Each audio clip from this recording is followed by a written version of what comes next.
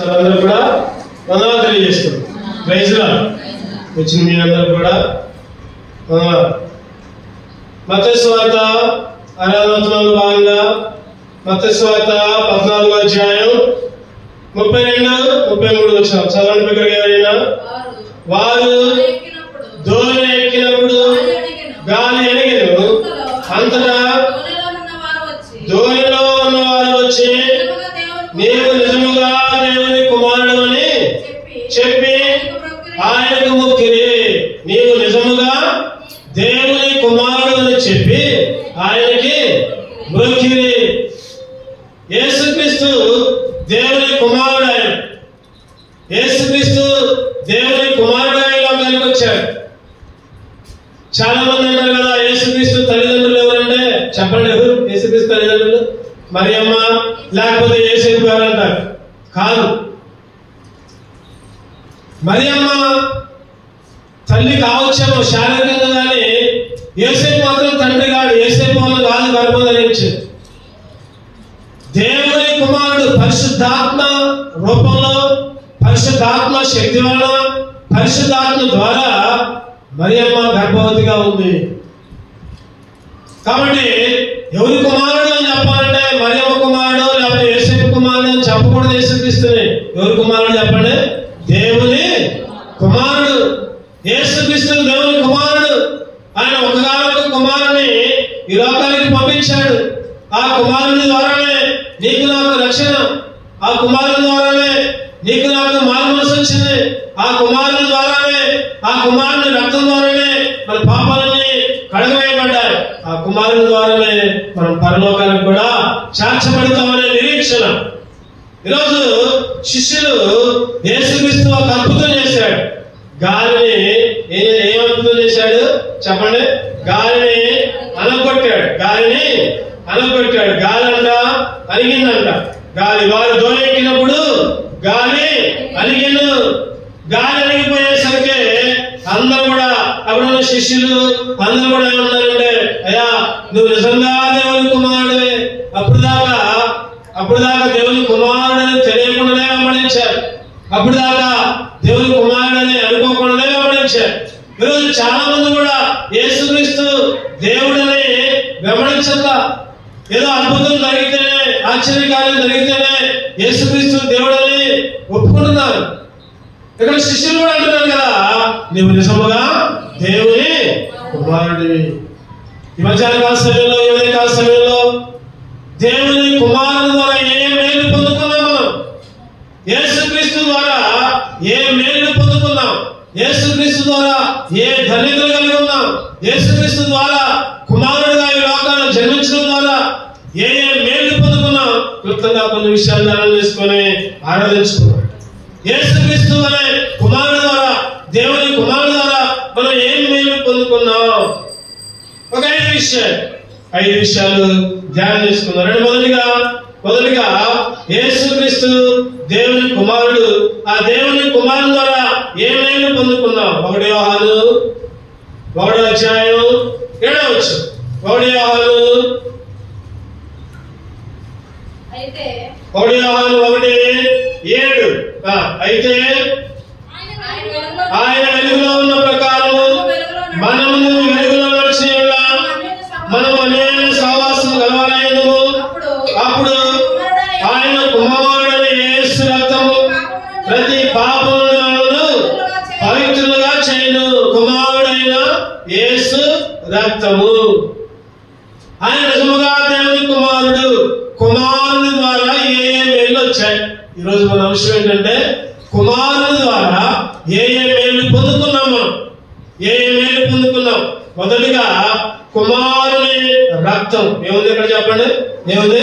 కుమారుని రక్తం, యేసుక్రీస్తు యొక్క రక్తం.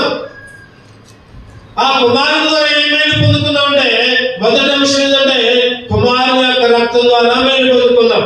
ఏ మేలు పొందుకున్నాం? కుమారుని యొక్క రక్తం ద్వారా చెప్పండి. ఏ మేలు పొందుకున్నాం? మన పాపాలన్నీ, ప్రతి పాపం నుండి దేవుడు మనల్ని పవిత్రంగా చేసిండు. కుమారుని రక్తం ద్వారా మనం పవిత్రులుగా అయ్యాం. కుమారుని రక్తం ద్వారా మనం పవిత్రులుగా మార్చబడ్డాం. కుమారుని రక్తం ద్వారా మనం శుద్ధీకరణ చేయబడ్డాం. శుద్ధీకరణ అంటే శుద్ధంగా మారిపోయాం, పరిశుద్ధంగా మారిపోయాం. మొదటిగా కుమారుని ద్వారా ఏంటంటే కుమారుని యొక్క రక్తం ఒకటి కుమారుని రక్తం. ఆ కుమారుని రక్తం వల్లనే పరిశుద్ధంగా మార్చింది. ఆ కుమారుని రక్తం వల్లనే ప్రతి పాపం నుంచి కూడా విడిపించింది. అందుకనే ఎబ్రీయులకు రాసిన పత్రిక 9వ అధ్యాయం 14వ వచనం. ఎబ్రీయులకు రాసిన పత్రిక 9:14 చదవండి. ఇచ్చిన ఆత్మ ద్వారా తను తాను దేవునికి నిర్దోషిగా అర్పించుకున్న క్రీస్తు యొక్క రక్తం నిర్జీవ క్రియలను విడిచి జీవము గల దేవుని సేవించుటకు మీ మనస్సాక్షిని ఎంతో ఎక్కువగా శుద్ధి చేయను. చెప్పండి, ఎంతో ఎక్కువగా శుద్ధి చేయను. దేన్ని? మీ మనస్సాక్షిని. కుమారుని యొక్క రక్తం ప్రతి పాపం నుంచి విడిపించింది. ముఖ్యంగా మనస్సాక్షిని శుద్ధి చేసింది. ప్రభా, కుమారుని ద్వారా మేలు అనే అంశాన్ని ధ్యానం చేస్తున్నాం. కుమారుని యొక్క రక్తం మనం శుద్ధి చేసింది. పైన కాదు శుద్ధి, పైన కాదు. ఎక్కడ శుద్ధి? ఆత్మలో, మనస్సులో శుద్ధి, ఆత్మలో శుద్ధి. ఇలాగలో ఆత్మని శుద్ధి చేయగల డాక్టర్ ఎవరు లేరు, మనస్సుని బాగుపరిచే వైద్యుడు ఎవరు లేరు ఈ లోకంలో. కేవలం యేసుక్రీస్తు ద్వారా మాత్రమే, యేసుక్రీస్తు మాత్రమే ఆత్మని లేదా మనసుని శుద్ధి చేసుకోవచ్చు. ఒకప్పుడు శుద్ధి లేదు మన ఆత్మ, ఒకప్పుడు మన మనసు శుద్ధి లేదు. కానీ ఇప్పుడైతే ఆ కుమారుని రక్తం ద్వారా ఏం జరిగిందంటే చెప్పండి, ఏం జరిగింది? శుద్ధి జరిగింది. శుద్ధి అంటే మనస్సాక్షి మొత్తం కూడా శుద్ధి జరిగింది అన్నమాట. చూస్తారండి. అదేవిధంగా ప్రకటనలు 1వ అధ్యాయం 6వ వచనం. ప్రకటన ఆ కుమారుని రక్తం ద్వారా ఏం జరిగింది? 1:6 మనలను ప్రేమించుచు తన రక్తం వలన మన పాపముల నుండి మనలను విడిపించిన వారికి మహిమయు ప్రభావములు యుగయుగములు కలుగును గాక.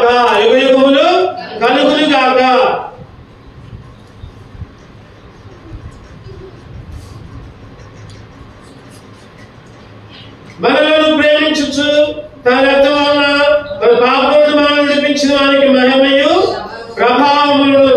ఇది దేని వల్ల చెప్పండి?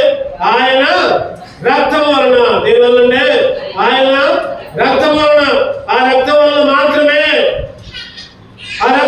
మాత్రమే విమోచన, ఆ రక్తం వలన మాత్రమే శుద్ధి, ఆ రక్తం వలన మాత్రమే మనస్సాక్షి, ఆత్మని శుద్ధి.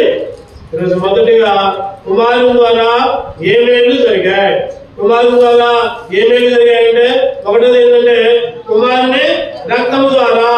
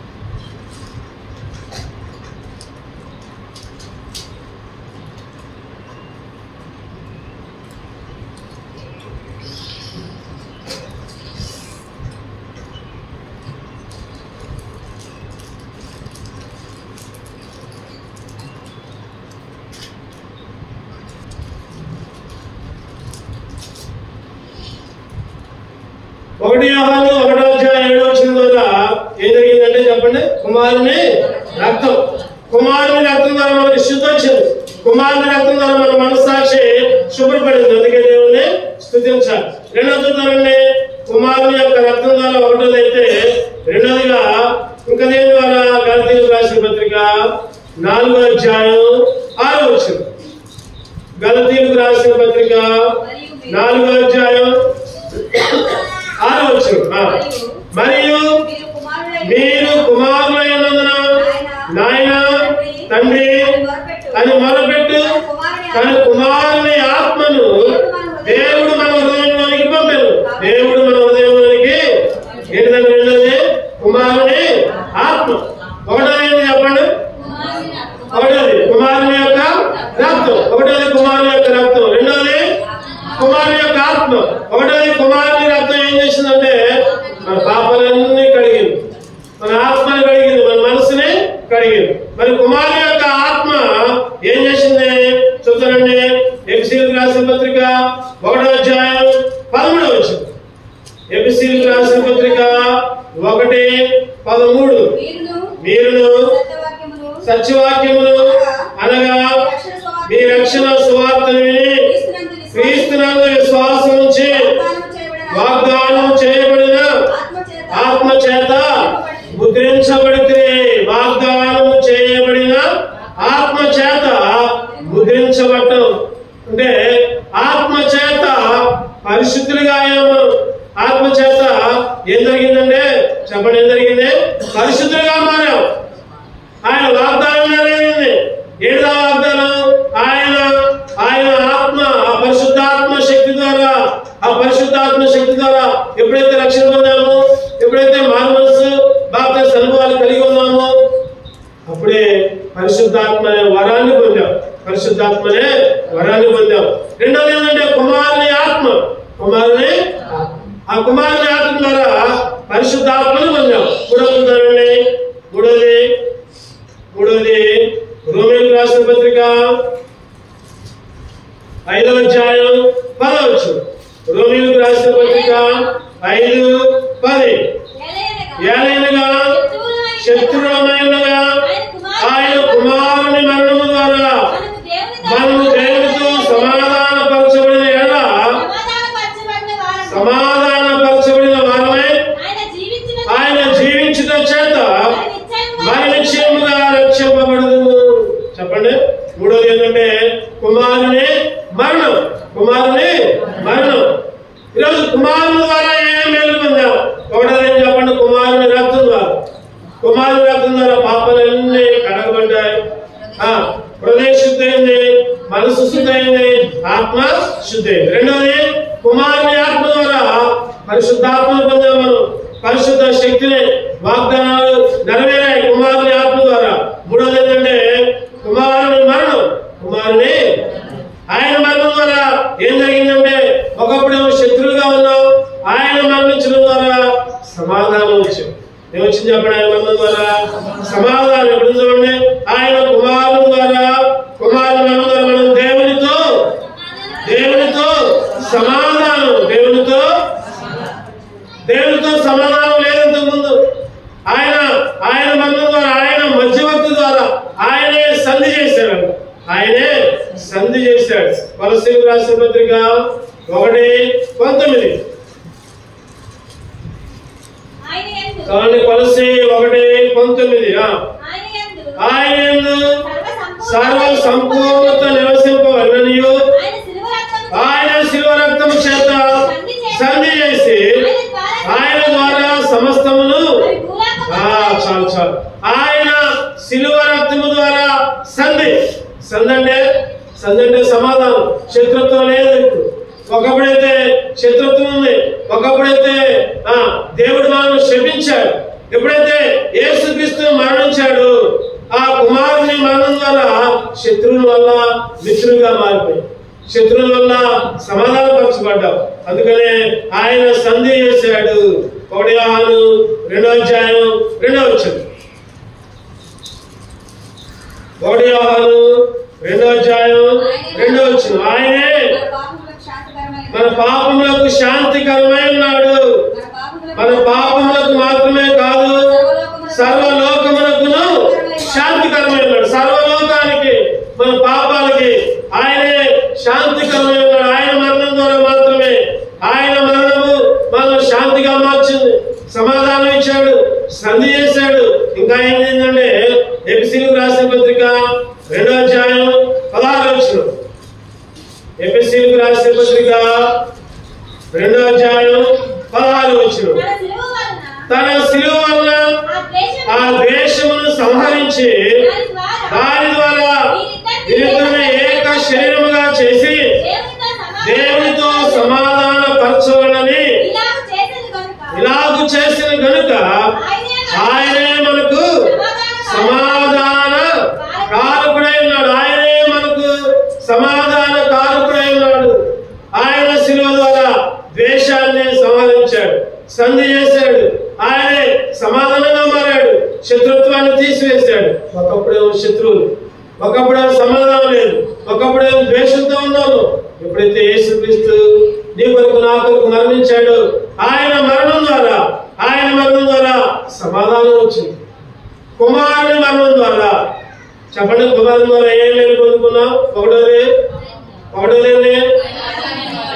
కుమారుని రక్తం ఉందని చెప్పాలి. కుమారుని రక్తం, ఆ రక్తం ద్వారా పాపాలు క్షమించబడ్డాయి. ఇంకా ఆత్మ శుద్ధి చేయబడింది, ఆత్మ మనసాక్షి కడగబడింది.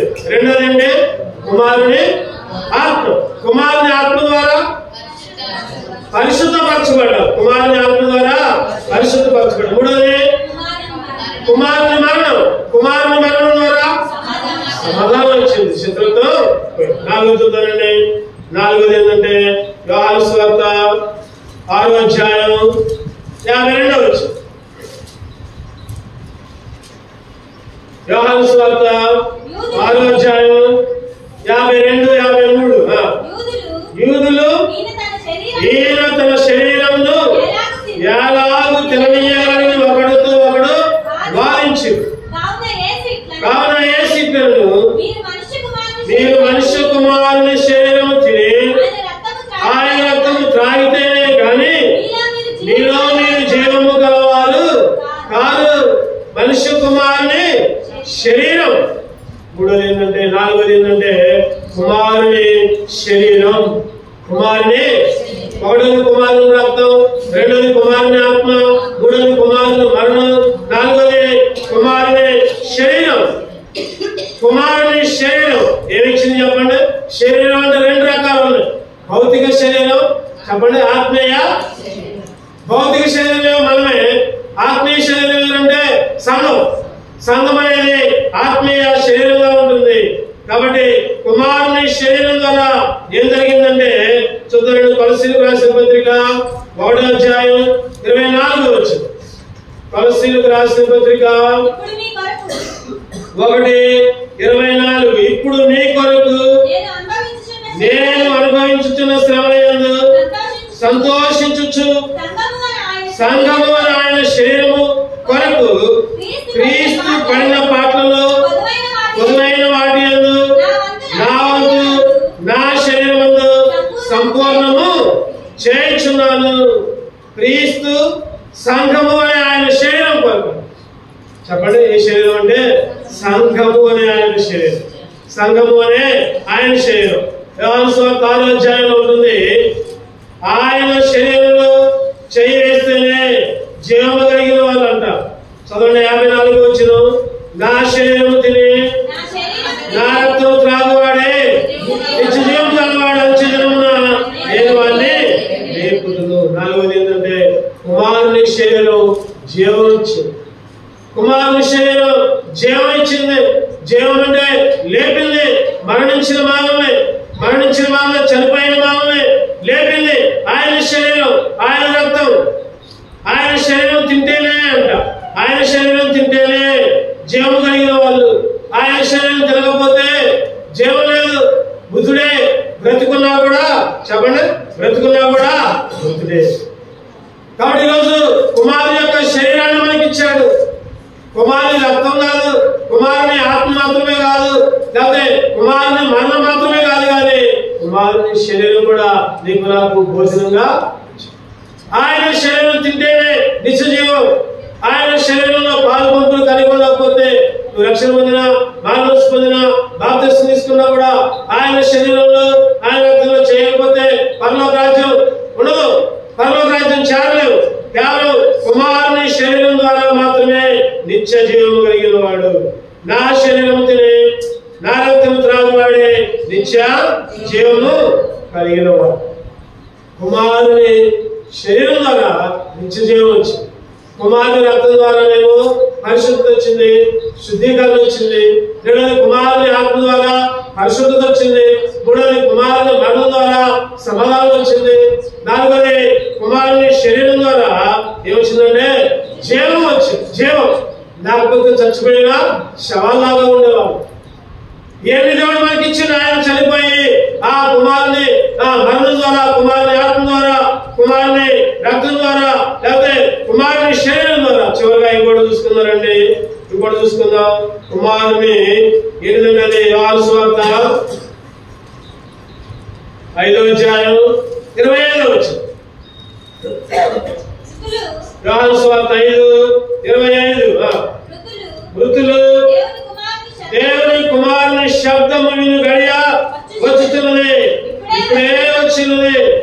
దానిని విని వారు జీవించునని మీతో నిశ్చయముగా చెప్పుచున్నాను. చెప్పండి. 5వ ఏంటంటే కుమారుని శబ్దం. దేని గుర్తు కుమారుని శబ్దం? కుమారుని శబ్దం దేని గుర్తు అంటే యేసుక్రీస్తు రాకడ గుర్తు. యేసుక్రీస్తు రాకడ గుర్తు. ఇక్కడ 5 విషయాలు ధ్యానం చేసుకున్నాం మనం. ఒక్కొక్కటి ఒక్కొక్క దాన్ని సూచిస్తుంది. ఒక్కొక్కటి ఒక్కొక్క విషయాన్ని. అసలు కుమారుడు ఈ లోకానికి వచ్చాడు. ఆ రోజు శిష్యులు అన్నారు కదా, ఈయన నిజముగా దేవుని కుమారుడు అన్నారు. ఆ కుమారుడు ద్వారా ఏం మేలు పొందుకున్నాం మనం? చెప్పండి. ఒకటోది కుమారుని యొక్క రక్తం. కుమారుని రక్తం ద్వారా పాపాలన్నీ కడగబడి, కుమారుని రక్తం ద్వారా శుద్ధి చేయబడ్డాం. శరీరం కాదు, లోపల ఆత్మ, మనస్సు ఆరాధించాలి. ప్రభా, ఈ కుమారుని రక్తం ద్వారా నా శరీరానికి, నా మనస్సుకి, నా ఆత్మకి శుద్ధి వచ్చిందయ్యా. రెండవగా కుమారుని ఆత్మ ద్వారా పరిశుద్ధాత్మను పొందాం. వాగ్దానాలు వేరే దేవుని ఆత్మ మనలో నింపబడింది. ఎప్పుడైతే రక్షణ పొందామో, ఎప్పుడైతే మారు మనస్సు, ఎప్పుడైతే బాప్తిస్మం వారు కలిగి ఉన్నామో, ఆయన ఆత్మ మన మీదకి దిగొచ్చింది. యేసుక్రీస్తు కూడా బాప్తిస్మం తీసుకున్నప్పుడు ఏం దిగొచ్చింది చెప్పండి? పావులో దిగొచ్చింది. పరిశుద్ధాత్మ పావుల రూపంలో వచ్చింది. ఈయన నా ప్రియ కుమారుడు, ఈయన నేను ఆనందించుతున్నాను. ఈరోజు కుమారుని ఆత్మ ద్వారా పరిశుద్ధాత్మను పొందుకున్నాము. మూడోదిగా కుమారుని మరణం ద్వారా ఏమొచ్చింది చెప్పండి? సమాధానం వచ్చింది. సమాధానం. ఒకప్పుడు శత్రువులుగా ఉన్నాం, దేవుడికి మనం విరోధులుగా ఉన్నాం. ఎప్పుడైతే యేసుక్రీస్తు సంధి చేశాడు, యేసుక్రీస్తు మధ్యలో వచ్చాడు, యేసుక్రీస్తు మధ్యవర్తిగా వచ్చాడు, ద్వేషాన్ని సంహరించాడు. ఆయన సంధి చేయడం ద్వారా ఆయన మనకు సమాధానంగా మారాడు. అందుకనే ఆయన స్తుతించాలి. నాలుగోదిగా కుమారుని శరీరం జీవమిచ్చి, కుమారుని శరీరం లేపిన వాళ్ళని, చనిపోయిన మనల్ని. లాజరు ఏ విధంగా చనిపోయి సమాధిలో ఉన్నాడు, ఆ విధంగా నువ్వు నేను ఒకప్పుడు చనిపోయి సమాధిలో ఉంటే అపరాధాల చేత, పాపాల చేత చనిపోయి ఉంటే యేసుక్రీస్తు ఏం చేశాడంటే యేసుక్రీస్తుతో కూడా నిన్ను లేపాడు. అందుకే ఆయన మరణం, ఆయన శరీరం మనకి జీవాన్నిచ్చు. చివరిగా యేసుక్రీస్తు రాకడ. కుమారుని శబ్దం ఏంటంటే యేసుక్రీస్తు రాకడ. ఏంటంటే రాకడ మృతులు దేవుని కుమారుని శబ్దం వినే గడియ.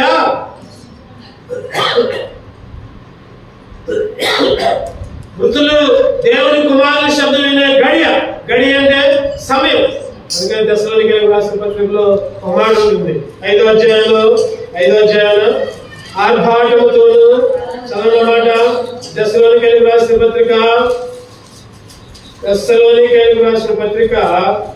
4వ అధ్యాయం 16వ వచనం. ఆర్భాటముతోను ప్రధాన దూత శబ్దముతోను దేవుని బోధతోను పరలోకం నుండి ప్రభు దిగి వచ్చును. క్రీస్తులైన వారు శబ్దం, ఆ రోజు శబ్దం పడింది. ఆర్భాటముతో ప్రధాన దూత శబ్దంతో ఎవరైతే యేసుక్రీస్తుని నమ్ముకుంటారో వారు చేస్తారు. యేసుక్రీస్తుని నమ్ముకుంటే అంటే దీని యేసుక్రీస్తు రాకడం సూచిస్తుంది. యేసుక్రీస్తు యొక్క కుమారుని యొక్క శబ్దం ఆయన రాకడం సూచిస్తుంది. ఒక నిరీక్షణ. యేసుక్రీస్తు రానయ్యున్నారు. యేసుక్రీస్తు త్వరలో వస్తాడు, నిన్ను పరలోకంలో చేరుస్తాడు. అది అటువంటి నిరీక్షణ యేసుక్రీస్తు రాకడ ద్వారా, ఆయన రాకడ ద్వారా, కుమారుని రాకడ నీకు నాకు ఒక నిరీక్షణ. కాబట్టి ఈ ఐదంతల అనుభవంతో కుమారుని ద్వారా ఏ మేలు పొందుకున్నామో చూసుకున్నాం. ఆయన కుమారుని రక్తం, కుమారుని ఆత్మ, కుమారుని మరణం, కుమారుని శరీరం, కుమారుని శబ్దం. ఈ ఐదంతల ఆత్మ దేవుడు మనకు అనుగ్రహించి దేవుడు మనల్ని ఆయన రాకడకు సిద్ధపరుస్తున్నాడు. కాబట్టి అటువంటి రాకడకు సిద్ధపరిచిన కుమారుని మేలు ద్వారా ఆయన స్మరించుకుంటూ ఆయన్ని ఆరాధించుకుంటాం. రెండు నిలబడదాం, నిలబడి ఆయన ఆరాధించుకున్న ఒక పాట ద్వారా తర్వాత వ్యక్తి